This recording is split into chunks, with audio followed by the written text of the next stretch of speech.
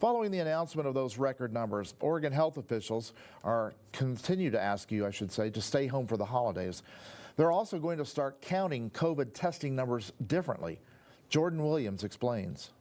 Ahead of the nation's busiest travel holiday, Oregon health officials have one simple message for Oregonians. Please stay home with your family now so that your loved ones and your family don't have to be in our ICUs over the holidays.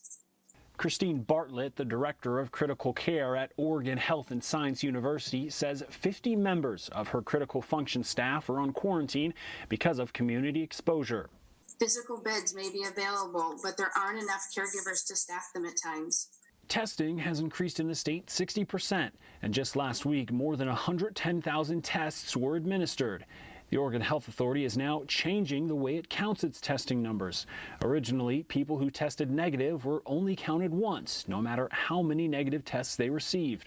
But now, every test will be added to the state's overall testing count.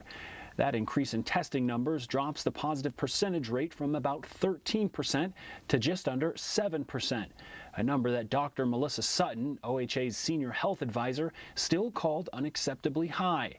News of a potential vaccine could not come soon enough, but OHA Director Patrick Allen says there are still a lot of unknowns regarding the vaccines, including a timeline.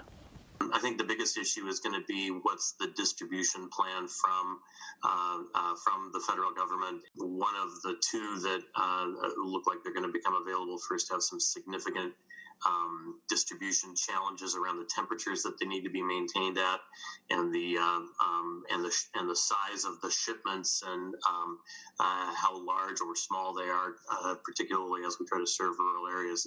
Sutton added that about 916,000 people have been tested in the state, close to 25% of the state's population. In Bend, Jordan Williams, News Channel 21.